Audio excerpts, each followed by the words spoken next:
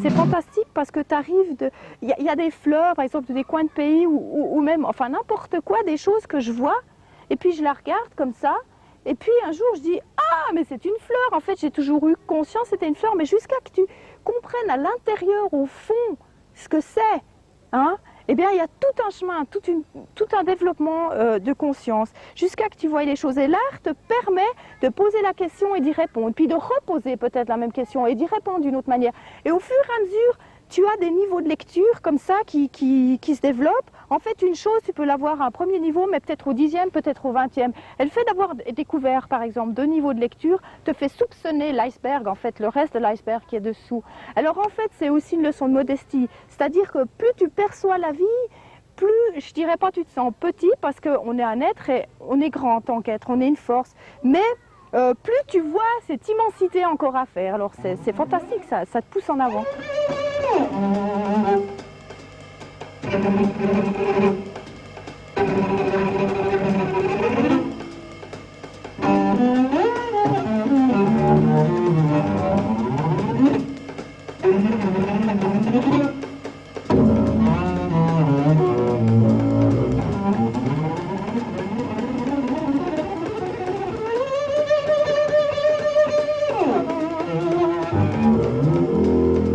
Je pense qu'il faut donner le meilleur soi-même, y croire, avoir une certaine intégrité personnelle et faire que cet art soit vraiment le reflet de ce qu'on vit. C'est-à-dire que ce n'est pas toujours évident, parce qu'il y a par exemple des gens qui aiment certaines choses et on aurait peut-être, dans l'idée, tendance à se dire bon, ben, on va faire ce qu'ils aiment, pourquoi pas. Mais en fait, je crois qu'il faut être honnête, il faut être vrai. Et puis là, bah, ma foi, après, les gens aiment ou n'aiment pas. La gloire, entre guillemets, vient ou vient pas. En fait, ça, c'est secondaire. Je crois qu'il faut vivre ce qu'on est. Et puis, moi, je le vis par le moyen de l'art.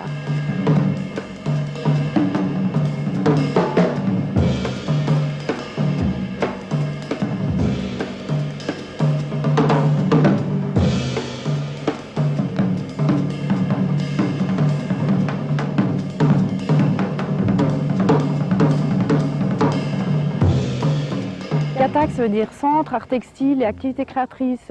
C'est en fait une association qu'on a formée pour lier un petit peu tout ce qui se passe là. Parce qu'il y a l'école d'un côté, il y a le restaurant et puis il y a des animations culturelles. Alors le CATAC, ça rejoint un petit peu tout ça. C'est une idée qui est venue depuis 2 ans de créer un lieu public qui est devenu un restaurant mais à la fois un lieu culturel. Parce que pour moi, l'intérêt, c'est pas de faire de la restauration, même si j'aime ça, c'est d'abord d'amener des activités, de la musique d'abord, du théâtre et puis des conférences. Lui s'occupe justement du CATAC. Le CATAC, c'est plutôt son histoire, bien que moi, je m'occupe des affaires peut-être plus art plastique. Lui s'occupe du reste, de la musique, des concerts. Par exemple, aujourd'hui, on a invité le groupe BBFC de jazz à venir se produire pour l'inauguration.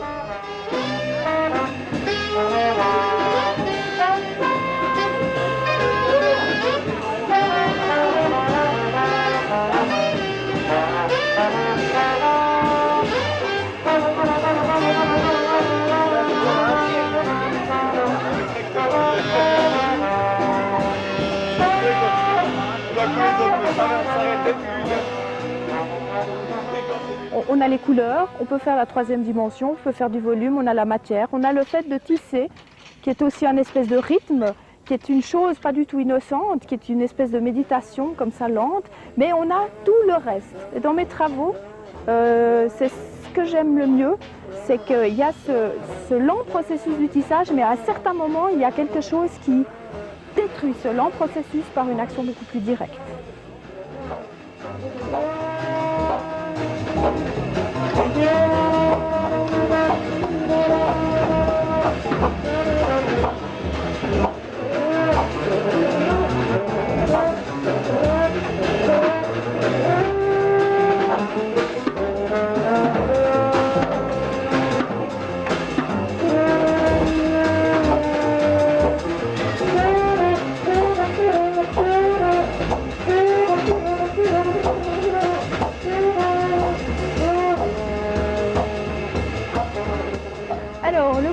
se déroule, si on veut, un programme complet sur 3 ans.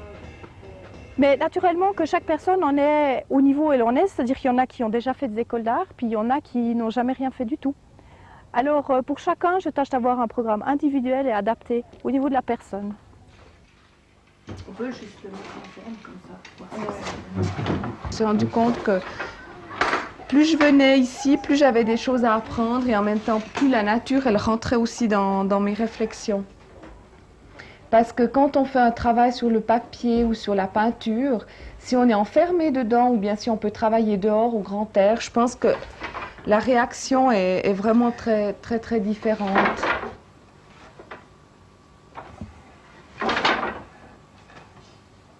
On est un petit peu quand même éduqué à la peur, c'est-à-dire peur de choquer, peur de ne pas être dans les normes, peur de peut-être être trop individualiste ou que sais-je encore. Et on n'apprend pas réellement à se faire plaisir et à développer toute une partie de soi qu'on aime et qui nous est très personnelle.